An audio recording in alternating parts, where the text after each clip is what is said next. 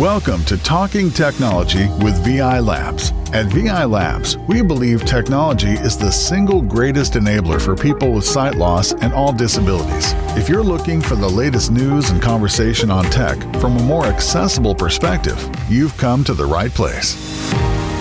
Yes, indeed, you have. Hello, gang. Welcome in to Talking Technology with VI Labs, episode number 88 for the 1st of July 2025. We're in July already. A whole new month begins. Hope you're keeping well. Hope you had a good weekend and are ready to join us for the next hour or so of Talking Technology with VI Labs. We've got a great show coming up for you over the next hour or so. We're going to be catching up with the new head of technology at Vision Ireland. Yes, he's got a new title. Sean Doran, our new head of technology, will be joining us in a bit to chat all about the new European Accessibility Act that took effect on Saturday. So we'll be chatting a little bit about that. And Sean will also be joined alongside Andrew Power. Andrew Power hasn't been on the podcast before, but Andy is, interestingly, he used to be my boss. Andy works for Vision Ireland's sister company, Vially. He is their head of sales, and he will be telling us how companies are responding to the European Accessibility Act, and do companies actually want to make their stuff accessible? We'll be talking to Sean and Andy in just a little bit. And we will also have tech news with Daniel coming up later on, and lots of your views as well. So loads to come over the next hour or so, so please do stick with us. And hey, a reminder that if you would like to join the conversation, we always do love it when people get involved with Talking Technology. And of course, as always, there are loads of ways that you can do so. If you would like to join the conversation, as I say, there are loads of ways that you can get in touch with us. You can send us a WhatsApp voice note if you'd like. The way to do that is to use 086 199 0011. That's 086 199 0011. Remember, a voice note is not a call. You want to use the voice message button. It's labelled with voiceover, and you'll find it at the bottom corner of your WhatsApp chat screen, the bottom right hand corner there of the WhatsApp chat screen. Or if you would prefer to get in touch with us the old fashioned way, you can do that too. You can send us an email to content@vi.ie. That will reach us, and we will be delighted to share your views, whether it is on gaming, whether it is on technology, whether it's on anything related to technology, a new piece of tech you tried, or something you heard in the news. We'd love to hear from you. So 086 199 0011, or you can send us an email to content@vi.ie. But now though, to catch up on some of the correspondence from the week gone by, I am joined from Kilkenny by Mr. Joe Lonigan. Joe, how are you? Hi David, I'm good, thank you. How are you keeping? Not too bad at all, Joe. How was your weekend? Yeah, weekend was quiet, but the weather was okay, so I got the dogs out a few times, and nice and relaxing. So all good. Absolutely. And you weren't relaxing over in Glastonbury, Joe, which interestingly was audio described on the BBC this year. But you weren't over chilling and relaxing at Glastonbury. I think that's what happens at Glastonbury anyway, isn't it? Yeah, I think it's a lot of chilling, all right. Lying on grass and getting drunk. Something like that, yeah. Yeah, but no, I wasn't there. I don't think Glastonbury would be my thing. Yeah, I'd probably enjoy one of the, I suppose the Irish ones better. I think maybe Electric Picnic might be on my agenda was sometime down the line. There has been other, I suppose, outdoor venues that have been attempted to be made accessible in the past. Altogether now is one of the famous ones. They said it was supposed to be 100% accessible for disabilities, but unfortunately it rained at one of those events, those outdoor festivals, and when it rains in Ireland, sometimes it buckets down, and it sure does. It's got filthy, muddy, and suddenly wheelchairs and others are finding it very difficult to navigate. That was 2023, I think. They did come back the year after and make a lot of improvements now. I didn't get any feedback from any blind or disabled people to let me know if the improvements worked out. But I'd love to hear from people. Have they ever attended a music festival? Did they find it accessible? Were people helpful? Could you get around? Really, is it practical to go to one? Yeah, absolutely. Even things like the electric picnic and stuff like that, because it's such a cultural part for people. Say even growing up, I never actually went to one, but so many people do, and there's events where you could have 250,000 people going. That's crazy. And it would be a shame for visually impaired or people who are blind or have other disabilities to be missing out on stuff like that because it's inaccessible. So hopefully these things only get bigger and better, for sure. But anyway, outside of that, we did have some correspondence in recent weeks.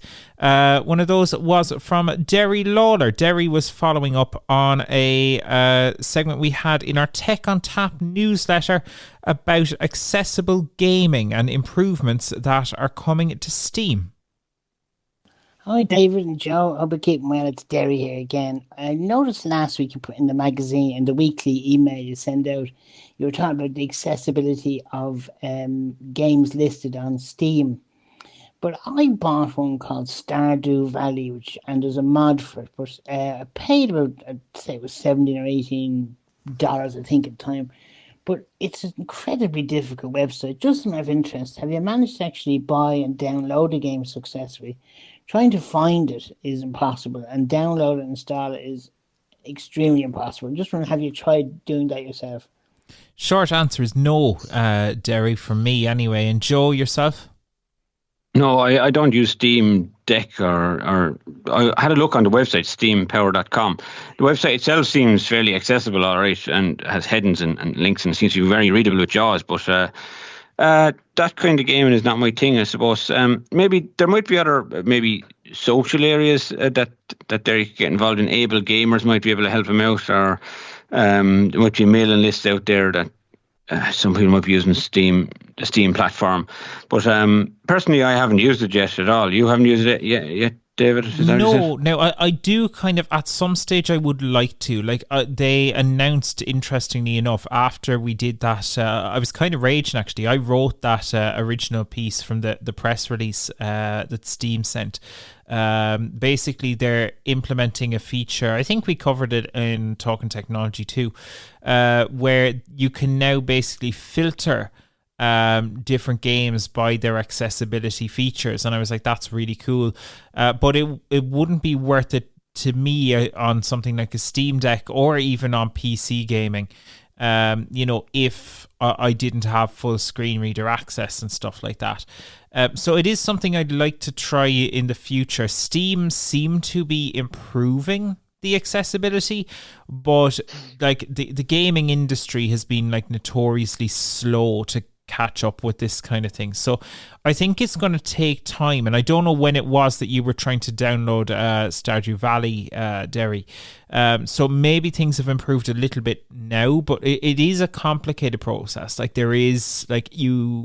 is basically like an app store, but then there's also a launcher that you have to put on the computer for it to work all properly and stuff like that. So it's a bit involved, but I think it's one of these things that it is only going to get better. And as it gets better, there'll be, it's one of these things that will go in a cycle, as more people with disabilities start playing games, we're going to start seeing more games become accessible. And from there, you would hope that it would spiral, Yeah, you would hope, but sometimes it's difficult to get something that's in the minority to spiral. But yeah, I know that PlayStation has a few games there that are accessible. I think The Last of Us is one of the famous ones, the more recent famous ones, and it's supposed to be almost 100% accessible. But they're kind of story, there is a bit of gruesome stuff in it and all the rest of it. They're kind of story role play along games, you go through. So it's look, I think there is some games out there that can be made accessible, and there's others that just so difficult. You know what I mean? I still think you can find ways of making most games accessible. I think, what needs to happen is right now, as you say, like it's only a handful of games. Like I'm not going to buy a PlayStation or any other console just to play a game like The Last of Us, or I think Uncharted was another one. I'm not going to buy a device that only lets me play, a handful of games. It will be like buying a phone that only supported, like a handful of different apps. It kind of defeats the purpose of the device. But as we start seeing more and more, that's when I think this stuff could really take off. And it is a whole new market. Like, look at what accessibility did for the iPhone.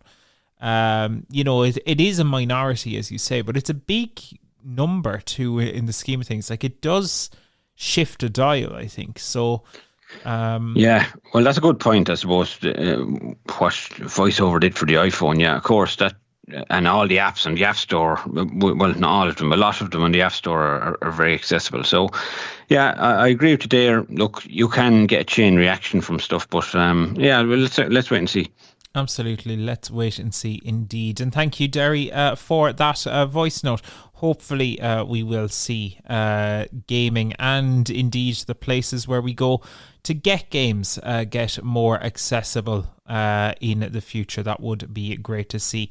Your thoughts on that or anything related or unrelated, we'd love to get them. You can send us a message on WhatsApp 086 199 0011, or you can send us an email to content@vi.ie. Now, moving on Saturday, the European Accessibility Act took effect. This is new legislation that requires certain industries that are selling products or operating services in the EU to be accessible. There are categories here: banking, ebook readers, audiovisual services. So those are like your TV and streaming services, which is really exciting for me. I'm really excited about that.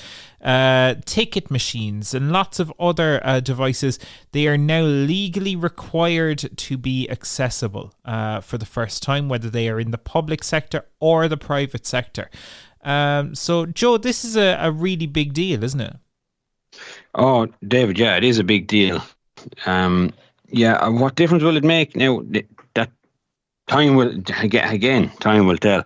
I think with the government organisation, government areas definitely will play ball with it straight away. Hopefully the developers of everything else will also play ball with it and get their standards up to accessibility. But then maybe one or two might need to get punished. Maybe if there is a very popular, I suppose, website out there that's not accessible, maybe they need to be brought under the act and reprimanded, to get in line. Then the others will see that, look, Jeannie Mac, if we're not in line with this act, we might get punished as well. So everybody will have to get their house in order.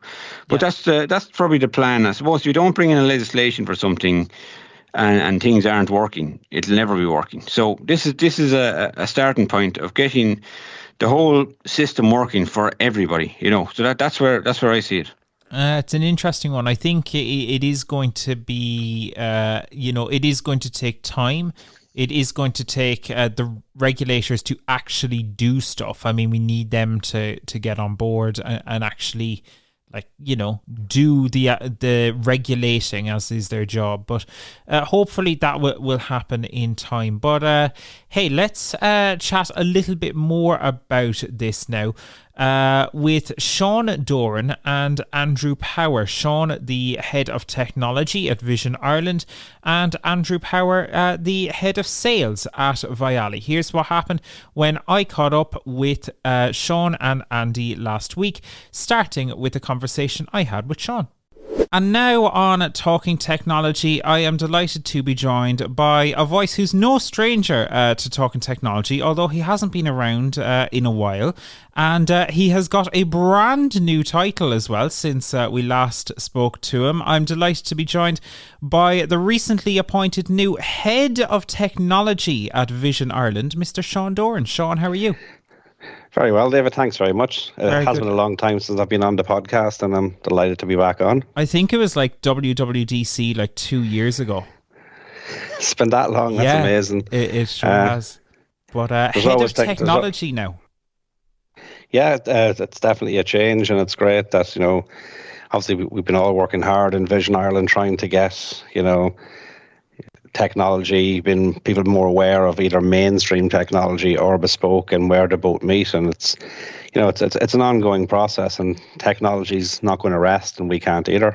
Absolutely. Well, first of all, congratulations. But thank you anyway for joining us. And I suppose the reason you're here to chat today isn't just a new role. It is mainly the European Accessibility Act, which came into effect on Saturday. But there's been quite a lot of lead-in time for this. So for those who don't know about the European Accessibility Act, do you mind giving us just a brief kind of run through? What exactly is it? Yeah, it's a harmonisation of a lot of kind of thoughts and obviously previous policies. It might have been in the public sector only. Now we're going public and private, and it's basically legislation stating that websites, mobile apps, ATMs, ticket machines, ebooks, online shopping and banking are all digitally accessible to people with all disabilities. Obviously, Vision Ireland, we're focusing on, blind and visually impaired, but when we set up with the likes of IA Labs, which is now Vially, that was to help all disabilities and get that word out there on all disabilities to make all those websites and platforms accessible to all. And it's just so important that legislation like this has been taken seriously, because you're a screen reader user, David, you use magnification also. There's lots of websites and applications that you just couldn't use in the past. Yeah, I think everyone who's blind or visually impaired will have come across, whether it's an unlabeled button in an app or anything like that, and that can be a determining factor in whether you're able to use that app. But what's great now is as the European Accessibility Act takes effect on the 28th of June, so Saturday just gone, there are quite severe sanctions as well for companies who don't make their apps accessible, certainly in certain categories like banking, as you said. Absolutely. And there's going to be fines that can be put towards organisations and companies and platforms, etc. And the complexity of and maybe the benefit of the European Accessibility Act is, if an organisation or a platform is not accessible and you go to sue them in Ireland as a member state, each member state can also sue them. So a company could be litigated in many different countries, and it's a big deterrent. Nobody wants to go through that much legal processes and everything else. So if you make your product accessible, you won't have to go through things like this. But there are going to be fines. It's yet to be seen how that is actioned. There's lots of different monitoring bodies in the different sectors, and it's exciting to see how that will take place. But we want to look at the positive end of the European Accessibility Act of, we'd rather look at the carrot than the stick. It's the absolute right thing to do to make products accessible, because everyone needs to access these pieces of information or these services. And there's also a stick now to, technically, to your point, David, maybe beat people up if they're not accessible. But I'd like to focus on the carrot. And one of them carrots is that, people with disabilities want to access services. We want to buy things online. We want to do what everyone else does. And it's a demographic that might not have been explored before. And if people have access to spending online, large e-commerce websites, if they felt that, or they knew that 30% of the market wasn't accessible to them because their website wasn't accessible, they'd move quickly to fix that, to get more people spending online with them. Yeah. So there's lots of positives and lots of carrots to go with the European Accessibility Act, but absolutely, to your point, there can be, ramifications for not being compliant. One of the most interesting ones, you mentioned some of those ramifications. I was reading, there was a piece in RTE News over the weekend featuring Brian Dalton. And one of the interesting notes from that article was that senior members of staff in these companies can actually be imprisoned, which is fascinating. Imagine being imprisoned because you never labelled a button for voiceover users. It's kind of entertaining in some ways, isn't it? I mean, yeah, when you say it like that, it does sound very, very entertaining and kind of, shocking. But what that means is, like, you would have to have lots of evidence that someone who would be at the top of an organization knows that they're non-compliant and has actively ignored it or actively worked against trying to become compliant. Yeah. So someone's not going to be thrown in jail because a button isn't labelled. If they're totally unaware or they're working towards getting that fixed, then it's on a roadmap. But if there is information or proof that someone has actively went against this legislation, there's potential that that person could do time. And like I said, it does sound outlandish, but it's a good deterrent. It sure is. I do want to bring in Andy Power here. Andy is head of sales at Vision Ireland's sister company, Vially. Vially is wholly owned by Vision Ireland. And Andy, incidentally, used to be my boss. So, Andy, how are things with your good self? Hi, David. Thanks for having me. You're very welcome. So, Andy, the European Accessibility Act, it's now in effect, but you guys have been working on this for the last little while. You've been working on this for the last number of years. So you guys do accessibility consultancy. You work with websites, apps, companies to ensure their stuff is accessible. What's the response been to the European Accessibility Act? It's been a mixed bag, I would say. There are some organizations out there who have taken it very seriously and, have stood up enormous projects over the course of years and poured resources and time into making their digital experiences more accessible. I think it's fair to call out the banks as being the ones who are probably leading the charge with this in Ireland. They really genuinely have been very engaged, both with us and I think with the community and their customer base, and trying to make sure that they're not just complying with the Act, but actually delivering inclusive and accessible experiences, which is great. And then, unfortunately, on the other side of that, you do have a lot of organizations who are literally looking for any loophole or excuse they can find not to do it, right? Yeah. And there is another large set of financial institutions in Ireland that are doing that, and it's very disappointing to see. But I think there's an education piece in this that we've had. Anyone that we speak to, as we develop their understanding of what accessibility means and how it impacts people, everyone we've worked with has turned around and said, "Oh, we see the value of this. We want to do it." But there are those other organizations that just seem to just want to bury their head in the sand or find any way that they can just to shirk responsibility. And again, I think it's very disappointing, but I think the Act is now in force and the regulators will be coming knocking on people's doors, and I think they'll realize very quickly that the loopholes that they thought they had don't exist, and they're going to be in a difficult position. Have the regulators been good to engage with? Have they inspired confidence so far? Do you think things are promising down the road for the actual implementation of the Act? Yeah, I think the regulators have all been fairly circumspect about it. Insofar as they have a job to do, they have a methodology of approaching things. They have, I suppose, legal and regulatory guidelines that they need to follow. So they've all been quite sort of, played their cards fairly close to their chest, I think, on this one, which is fair enough. But now that the Act is in force, I think we'll really see how they're going to approach it.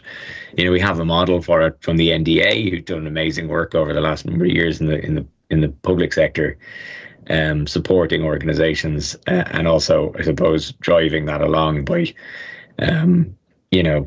calling people out on accessibility issues where they find them, but also supporting. So hopefully that will be the way it goes. But I think the interesting thing about the European Accessibility Act, and we've actually already seen it.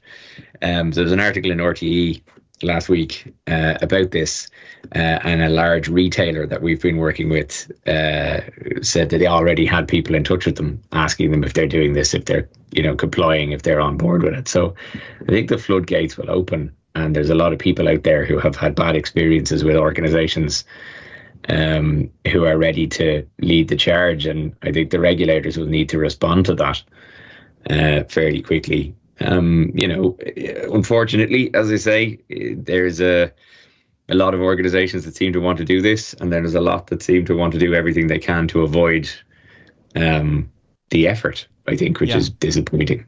Sean, same question to yourself. Obviously, some organizations take it in a pragmatic sense, and it's like GDPR.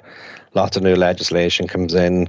What do they have to do to prepare? What do they have to understand? And maybe a few years ago, accessibility seemed like digital accessibility might have seemed like a niche concept, and many people didn't understand how to implement it or scale it. So obviously, Vision Ireland, like we're doing this for 90 years, we have a lot of information and learnings, and we created IA Labs and Vially to help educate those sectors and those companies to become more compliant. And we've seen a massive influx of people contacting us. And like you're saying there, like especially in the financial sector and kind of service delivery sectors, even aviation, these large organizations deliver services all the time. It's within their remit to be compliant, to best deliver their service. So they have definitely moved in the right direction. And what they were road mapping in the past, they're actively doing now. Now, it still will take a while before all that filters through to every product and every service. Yeah, we've definitely seen an uptake, and we've already begun to see improvements. And sometimes those improvements are so incremental, it doesn't have that big bang effect, but things are becoming more accessible online. I'm sure you've probably seen that yourself. Even in the last 2 years, apps have become slightly more intuitive, have become slightly better labeled, and screen readers can get around them more easily. Now, it's still not perfect, but there's definitely been a sea change, and that's going to rise even more in the next few months and years. Absolutely, and hopefully long may it continue. It's really interesting. So I suppose for now, where we're at is, as you said earlier on, there are a few different regulators that will be keeping an eye on accessibility. So we have the likes of the Central Bank, the CCPC, the Consumer Protection Commission, Comreg, and Commission Iman there, the Media Commission there. So they're all kind of regulating their individual sectors. So there isn't one specific regulator for this, and each one of those will do things in a slightly different way. But what's great is there is now somewhere to go. And of course, you can always come to Vision Ireland, but it's great that there is somewhere official that will be able to regulate these services as well. And that's quite important too. Absolutely. Like we're saying, standardization and harmonization and just approaches to these legislations are so important. And there will be teething problems. There will be, who do we go to at first? But within a few months and weeks, that all gets leveled out. And it's just such a positive thing. And looking at things like the European Accessibility Act from a global point of view, like I was in a few conferences in the States recently, and there's obviously thought in the States maybe pulling away from DEI and, maybe not been so attentive towards the American Disability Act, etc., which is a big player in this space as the EAA now is. But because the European market is so large, and all organisations want to sell into the EU and deliver services into the EU, that the rest of the world are still on track to staying compliant and becoming more compliant. So overall, like all these monitoring bodies, all these laws around the world, it's all going in the right direction. And the European Accessibility Act is going to be a major beacon and lighthouse for staying true to the course of being digitally accessible. So I can only see good things coming from this. Yeah, it's an interesting one to see for sure, and time will absolutely tell how it goes. For those companies that may want to do stuff, or there's going to be a lot of people listening to this who may encounter accessibility issues on websites and things like that. Is there a way that they can get in touch with Vially to flag concerns or get support if they need it? What are the best ways to get in touch with you guys? So you can email us at hello@vially.io. You can get me at andrew@vially.io. And they're welcome to give us a call. Our numbers and details are all on the website. Again, it's up to the organisation that they're looking at to make these changes. And one of the things that the European Accessibility Act provides for is that it requires actually is that every website should have an accessibility statement on it. And that accessibility statement should include a way for people to contact that organisation if they have issues or challenges. So first port of call, if you have a problem, go look there. Feel free to reach out to us. We're happy to kind of offer advice or help. I mean, we're not really there's only something we can do if that company wants to engage with us and seek our help. But I think, for the individual on the street, if they're having challenges, first port of call is if they don't have that accessibility statement. That's usually a fair indicator that they're just not doing anything about this. Good to know. Thanks for that, Andy, and continued best of luck with all that you and the team are doing over there at Vially. Sean, I do want to ask you, as we mentioned earlier, you're now the head of technology for Vision Ireland. What exciting things are coming down the road for technology at Vision Ireland? Can you give us any sneak peeks? I know we spoke in the past of Vision Ireland. We won the AWS Imagine grant, so we're starting to build that generative AI piece of technology, and we want to expand on the uploading of images, moving into video, live video as the technology progresses. So by the end of the year, we'll have an app where we can upload images and use AI for that. In 2 or 3 years, we'll have live video, and we're working towards creating that, somewhere between a digital guide dog for helping us maybe navigate small internal journeys, and then a personal assistant that can describe things that's happening to us in real time and inform us things in real time. And something just as basic as if we walk into a room, I have sight, so I can see where seats are. You might walk into a room, David, not sure if there's a seat in front of you. Yeah, it's a digital restaurant, yeah. The first thing a digital assistant could do would be inform you that, there's spare seats to the left, there's a table to the right. We can build guardrails and RAG models around AI from our knowledge and what we expect. And the term digital guide dog is a loose term that we sort of been thrown around Vision Ireland. But no, working towards a full AI assistant that can help us with all, different needs within technology. So we're doing a lot of work with AWS in that space. Lots of people are interested, and it's fascinating. It seems like a brave new world. It seems this is very futuristic, and to some people it seems, oh, that's trivial, I wouldn't use that, and other people it seems very important. So we're breaking new ground with this, as many other organizations are around the world, and how to use AI in a positive manner, because there's all this negativity around AI where it's, wow, you'd hear people in mainstream circles going, oh, I could lose my job as a creative. I could, not be able to do this because my job will be replaced by AI. But when we go to disability conferences and look at AI from that perspective, it's, wow, this is the first time someone who's blind and visually impaired can create a logo for their website. This is the first time someone can generate images that will go along with their blog. And it's such a positive thing that they're the areas we want to explore around AI. And so Vision Ireland are kind of really looking at this, looking at all technology as it emerges, because some will be good, some will be bad, but we have to look into it and test it and see what benefits comes from those technologies. Super stuff. Sean, for now, thank you so much for joining us on Talking Technology.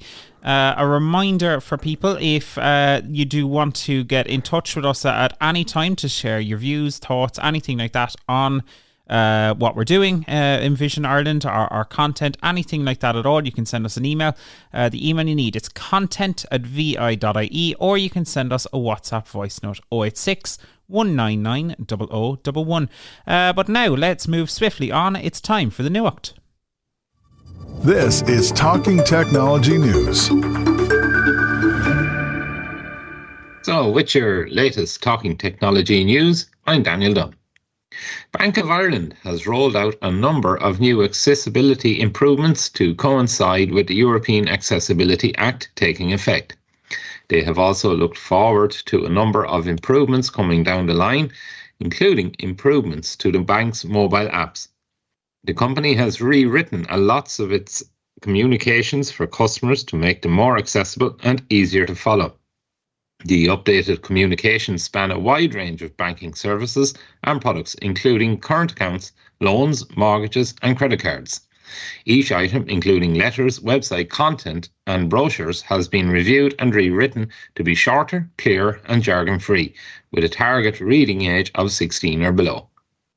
A rollout of 650 new talking ATMs will be complete by the end of 2027, and customers who are deaf or hard of hearing will be able to engage with the bank through sign language without needing to book an interpreter in advance.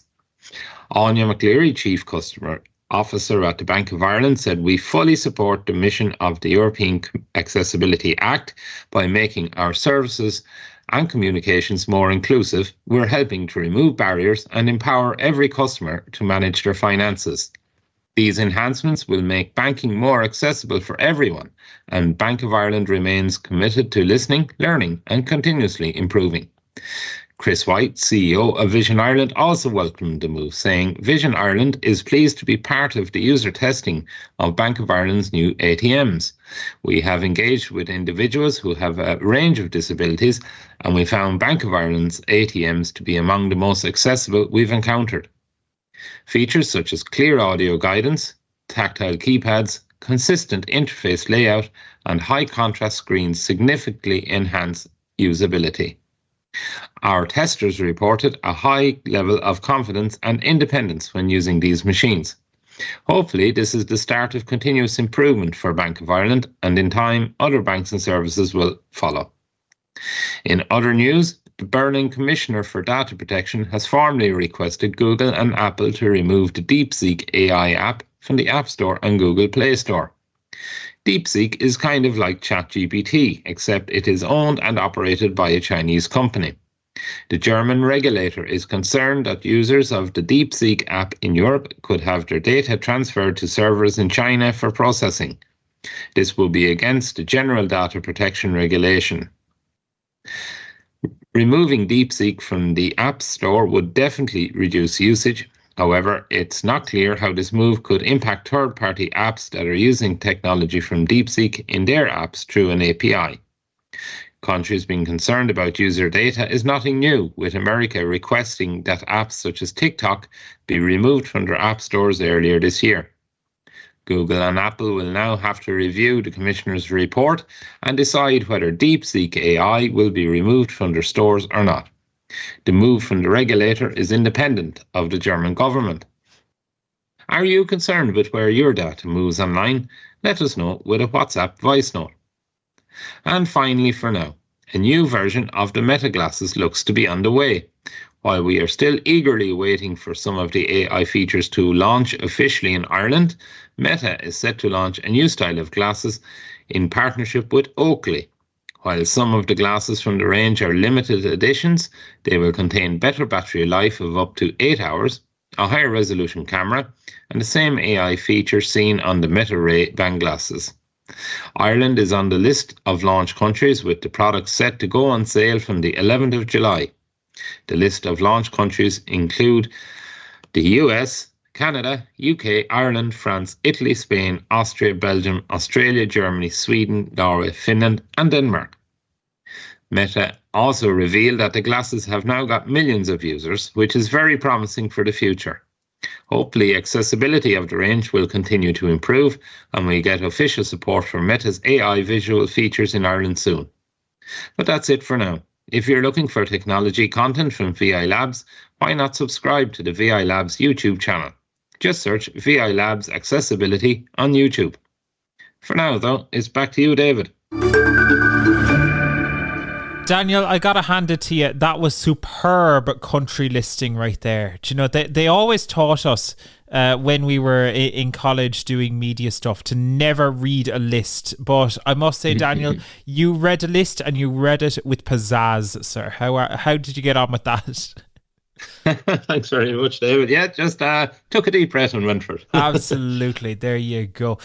So new versions of the Meta glasses on the way with Oakley now. I think Oakley, they're kind of a more sporty brand, I think, than the Ray-Bans, I believe. But yeah, exciting stuff. Better battery life, better cameras. Joe, this is promising. Yeah, it is promising another, I suppose, competitor come into the market. So, like, I know Oakley, they're fairly famous for some famous golfers wear them. Bubba Watson used to be a famous golfer that wore Oakley, and there's a lot more out there. But yeah, so to see him come into the smart glasses game, it's excellent, and I think they're roughly around the €500 mark. This is what's the limited edition version, but to see them come in at all then means they may. They're testing the water, and because they've sold millions of the Ray-Bans, I think, look, Oakley could be, they want a piece of that cake as well, you know. And I think, look, if they're coming in making improvements like longer battery life, better cameras, all that kind of stuff, I think that can only be a good thing. I'd love to know, like, how much of it is Meta versus how much of it is Oakley. Like, you'd wonder, like, you know, is it just the same device in a slightly different shell, or are they making actual, like, serious improvements on their own, or, you know, how that's all going to work. But it is definitely an interesting one to see, and I'm sure that there are lots of people that will be very, very happy with that. Deepseek also being banned, or not necessarily banned, but certainly being removed from app stores in Germany. This is a possibility following a regulator making a decision in Berlin. But Daniel, you know, do people need to be concerned about where their data is going online? Yeah, like, that's, you know, the most unfortunate thing about the internet is when something goes out there, it kind of stays out there. It's very hard to get your data back if it's ever been leaked. You know, so it is definitely concern where our data is being stored. Is it secure? You know, if it gets into the wrong hands, how is it going to be used against us? So yeah, anything that pops up around data storage, data security, I definitely want to be, you know, keeping attention on it anyway. You know, and like when you're signing up for apps and all that, you know, do you actually trust the company that has produced the app? Do you fully trust that they're securing your data securely?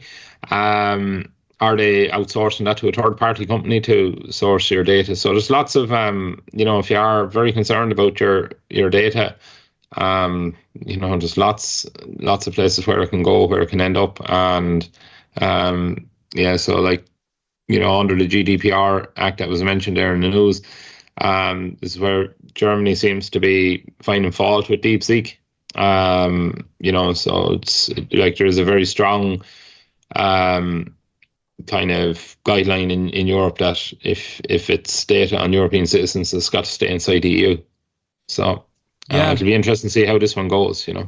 It really will. And Joe, we've had a conversation on Talking Technology before about how, I suppose, you know, especially I think blind and visually impaired people, we tend to use AI at times for very personal things because it's such a benefit to us.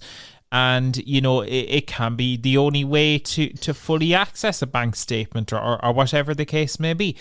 So is this of increased concern for visually impaired or blind people, do you think? I think, yeah, because, you know what, you never know what's under the bonnet 100%, you know, in some of these AI apps that we use. Some of them will be using a mix of DeepSeek and ChatGPT and Gemini and some other thing maybe. But, I mean, if you don't know what's under the bonnet, you don't know where your data is going, you know, and then, as Daniel said, you can't get it back, you know, and then down the line, you're using all these algorithms of TikTok and Facebook and whatever other social medias and stuff, and you're clicking on cookies, and all these algorithms are changing the way people think. You know what I mean? They're putting ideas in people's heads and steering them towards certain ideas, or whatever they might be. But that's the issue as well. And then trying to sell you advertisements as well. That's the other thing, ruining people's enjoyment of using the internet because there's too many ads on it. And these are all contributing to these things, and people don't realise it. Your data is your currency that you're given to them so that you can kind of use their services. But in return, they're gnawing the head off you, going down the line by advertising stuff and changing your algorithms and whatever else. Well, it is. You make an interesting point. Like let's say I scan and this is a purely hypothetical, scenario. But like let's say I use an AI image descriptions app to scan my bill from a certain supermarket, or I scan my statement from the Bank of Cork, and then all of a sudden I get a message and start receiving ads from the Bank of Limerick because they decided, we know all of David's data. We just bought that off the AI company. It's fascinating how deep this can run. So it is something I think to be aware of, and I think hopefully we just need to keep an eye on the security of all of these tech companies, and probably for the first time, even assistive technology companies, because they're using and having partnerships for the first time with these massive companies. If you look at it, Be My Eyes partnering with OpenAI and Google, Ira partnering with Google also. All of these companies, they're partnering with bigger companies. And it is something that we just need to be careful of as time goes on, because they're all doing it. Exactly. You just don't know. They have, and if you did read the policies, you would probably see in little places that they are going to hold on to your data for a little while. And interesting thing is that the Bank of Cork, is that some sort of dodgy bank you have down there, David? We don't talk about. I shouldn't even have mentioned it outside of the People's Republic of Cork, Joe. It's not meant to be publicly known, but we keep that as secret to ourselves. Okay, scratch that, delete that. Yeah, we'll fix that. Moving on. Anyway, the other story that we had there, speaking of banks, Bank of Ireland, which seemingly a lot more legitimate than the Bank of Cork, apparently. But they are making some serious accessibility improvements. This is great news to see, Joe. This is great. I didn't really actually know about that till Daniel read that about the bank machines, talking bank machines with screen readers in them almost, so that will be brilliant. It'll bring a whole new level of independence to people that like to use bank machines. I think they've been trialling that the last 20 years, to be honest, and haven't been getting very far. I don't know what's really stopping it. Is it the fact that people are uncomfortable using it, or is it people don't want to be plugging in headphones? And then again, are headphones even going out of fashion? Do you know what I mean? Them 3.5 inch headphones. What solution will they have? Would you be able to Bluetooth your phone to it when you go up close to it, or something, so it can automatically know it's you, and then you might be able to listen to it? It's a tricky one, and I'm hoping it does work out as being accessible. Their target is, I think you said 2027. Yeah. I'm looking forward to seeing what they have in mind. Yeah, over 600 ATMs by the end of 2027. Talking ATMs, the way they work for the Bank of Ireland ones, you will be able to, like you say, Joe, connect a pair of headphones to them. And they do apparently have tactile keypads and stuff like that there, according to the press release from Bank of Ireland. You can find the full details of that on the Bank of Ireland website, but there's a lot of really interesting stuff in there. I think for those who are deaf and hard of hearing, the fact that you can get on-demand sign language interpreting, that's huge. Like that takes resources. That's brilliant. And I think, in what's delayed this and taking it so long, it's money as well as part of it. And, the bank has all the money, but not all the money is theirs to spend. And I think now is a case where they actually have to spend money because of things like the European Accessibility Act. So very promising stuff. And I think the future is definitely looking bright, Joe.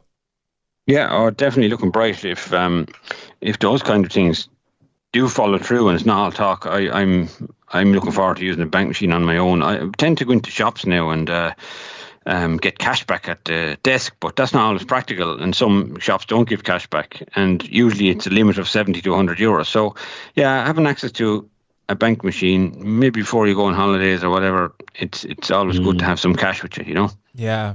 Did you ever, incidentally, Joe, Daniel, I'll come to you in one sec, sorry. Incidentally, Joe, did you ever use the return machines? Yeah, I did, yeah. Quite a disaster, an accessibility disaster, in my opinion. First of all, the hole where you put the bottles, I hope you're talking about these return bottle machines. Yeah. The hole at the top is too high for someone in a wheelchair, in a lot of cases. And then for someone that's blind, there is no speech feedback, and you get a receipt.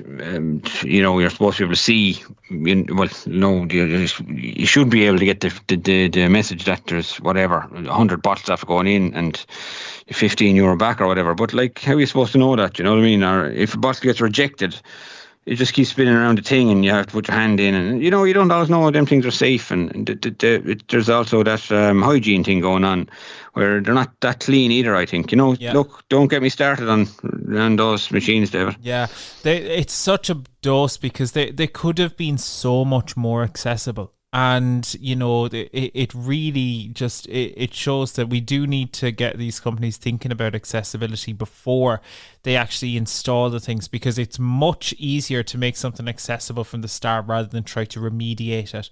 Yes, big time. There's definitely stuff they could do there. Daniel, I interrupted you earlier, sorry. Yeah, it's just about the ATMs. It is very exciting to see this being rolled out, and like 650 locations. So I think that far surpasses the amount of branches Bank of Ireland have around the country.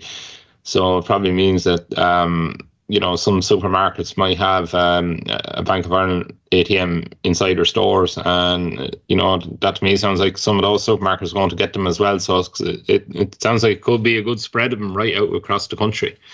That sounds which good.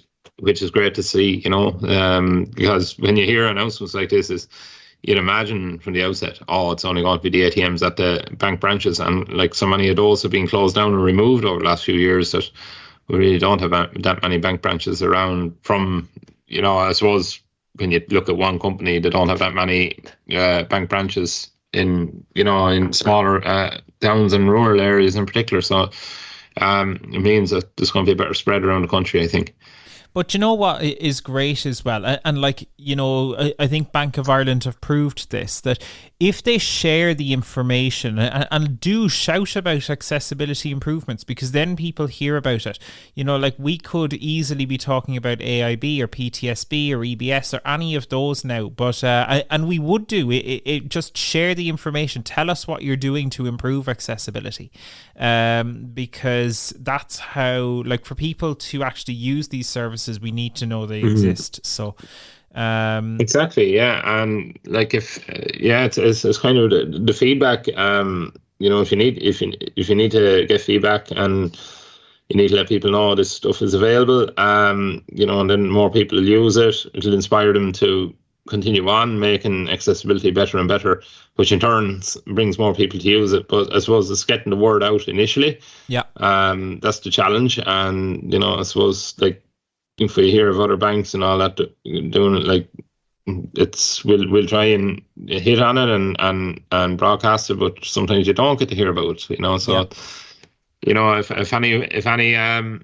if anybody's listening to work for a PR firm for any of these big companies, and they have exciting accessibility projects going on, it's do tell great us. to hear about, and let us know, and we'll broadcast it too. Yeah, and tell the world, about accessibility and what you're doing, because it does definitely help for sure.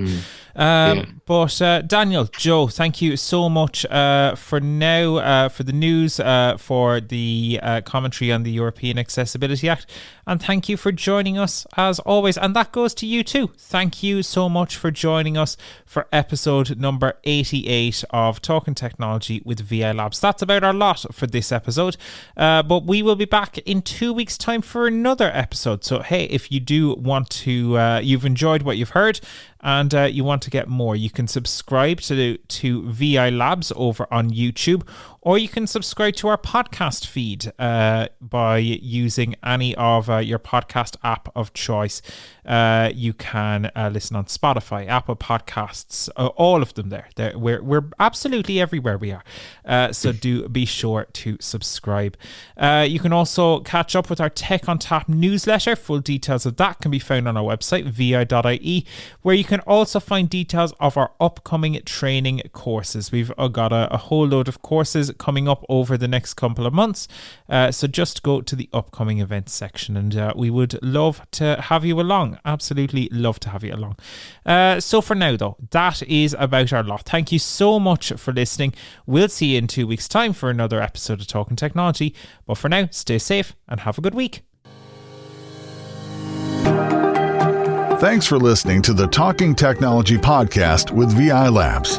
If you'd like to support our show, please visit vi.ie/donate. Talking Technology is proudly sponsored by IA Labs, the market leader in digital accessibility services. IA Labs, digital inclusion, your legal obligation.